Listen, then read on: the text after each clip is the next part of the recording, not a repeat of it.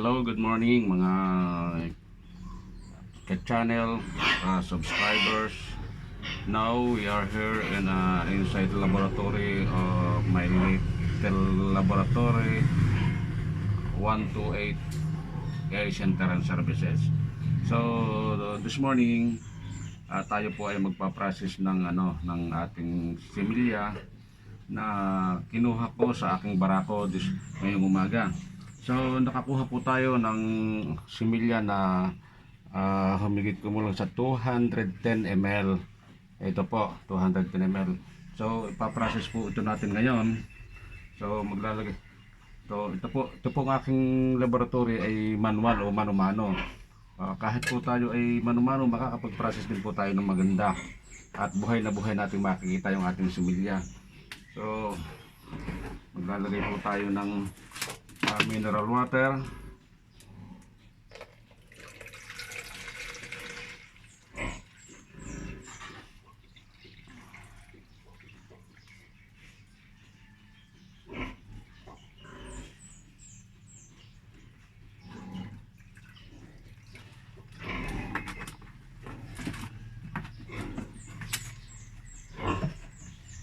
Uh, 1 liter po. Tapos lalagyan po siya natin ng ating extender. So ito po yung may kasamang pagkain niya saka vitamins para siya tumagal within 3 to 5 days na nabubuhay ang ating similya.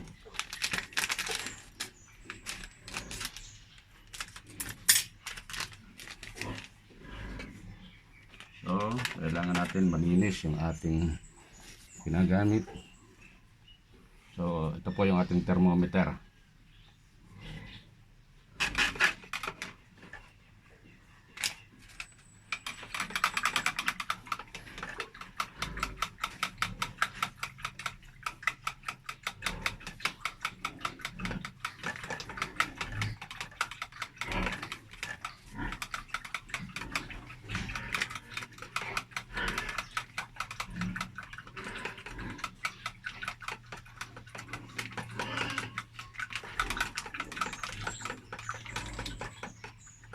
Kailangan po natin na haluin para yung pong ating extender ay matunaw.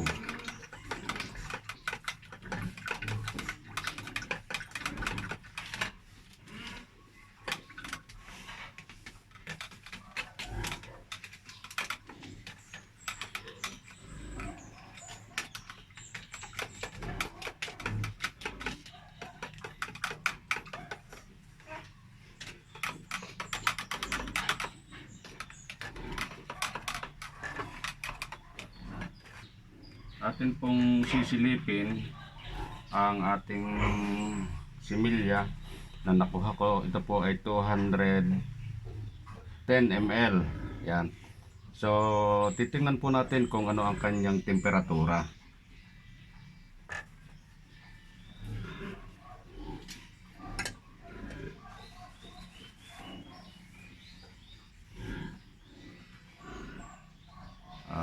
Wait lang po at may tumatawag sa akin. Hello, good morning.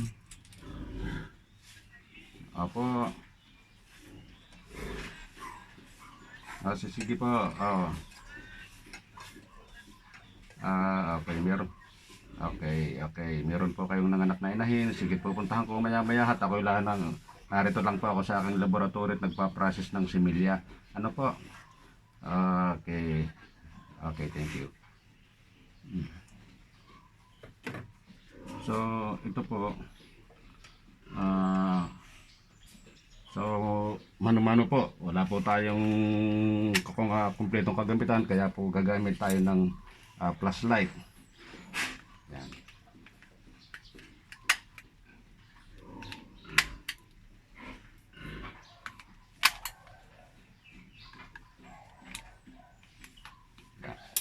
Para makita natin yung kung ano ang init niya. So nagkaroon po siya ng init na 3.5. So ito pong ating tinimplang ito, ilalagay po natin dito. So ayan, Wala po akong water bath, kaya mano-mano po talaga ito. So, siya po ay nilagyan ko ng tubig na mainit. So, doon po nilagay itong ating tinimplang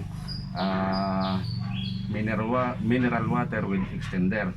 So, itong dalawa pong ito ay pagpaparehas natin ng temperatura.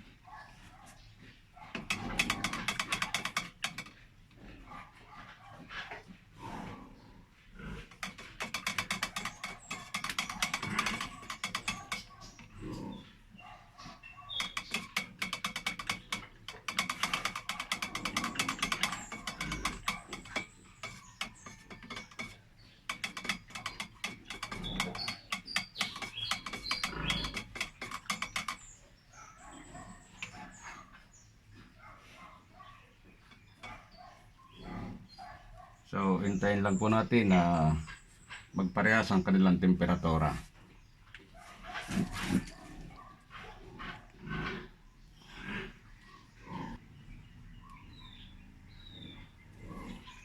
At ito po, ngayon po ay nagparehas na yung kanilang temperatura na 3.4 ang kanilang init. Kaya ito po atin na pong pagsasamahin. Yan. So, halo lang po ng mabuti. Yan. Para po paglagay natin ng similya, yung ating rich fraction semen, dire-diretso sa ilalim. Yan po. Dahan-dahan lang po.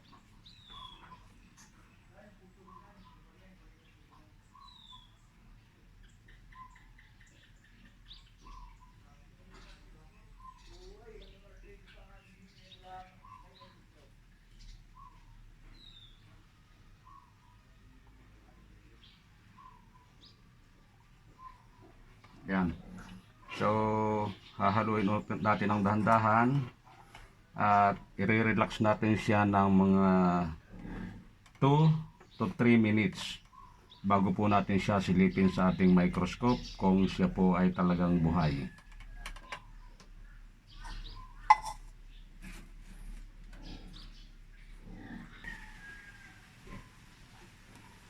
Ito po yung ating microscope at siya ay ating sisilipin para makita natin. So, maglalagay po tayo dito sa slide ng ating similya. Yan. Ito po. Yan. So, nilagay natin. Then, papatungan din natin siya ng isang maliit na slide para hindi siya kumalog sa loob. At atin na po siyang sisilipin.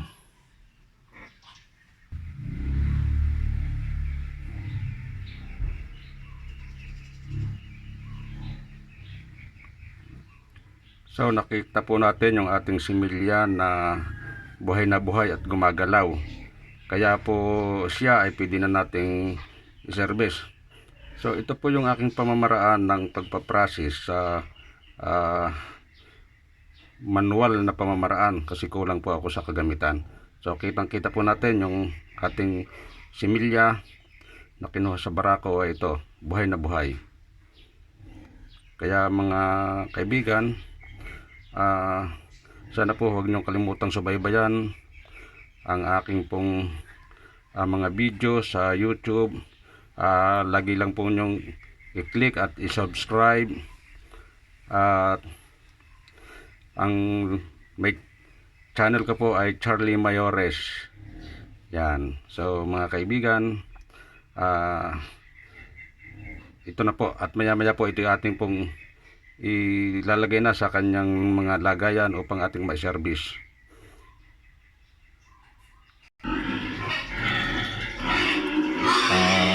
Ito na po yung ating pagpaprocess yung finish sa product natin ng similya. Bali siya ho ay nakapitong bote na malalaki at 4 na maliliit. Hindi po maaluwang gawin ang pagpaprocess, lalo na kung katulad ko na kulang sa kagamitan, mano-mano. So sa tingin lang po natin parang maaluwan, dahil pag minsan nagkamintis ka, so yung pong ating similya ay siguradong patay. Pag nagkamali po tayo ng temperatura, ng sukat, ng temperatura, so talaga pong patay ang mga similya at nakalutang na lang pag nasilip natin sa microscope. Kaya mga kaibigan, patuloy lang po kayong sumubaybay sa akin, sa aking mga video, at lagi nyo pong huwag kaligtaan. At ito po ay sa ngayon ay ready to service na. So kaibigan, God bless po sa inyo at sa ating lahat. At magtagumpay po tayo sa ating ganitong uri ng hanapbuhay. Sa sino man po na gustong mag-process, simple lang po ito, pero laging tatandaan, hindi po maaluwan, dahil pag nagkamintis, patay ang similya. Okay, bye bye mga kaibigan. Muli, ay God bless po.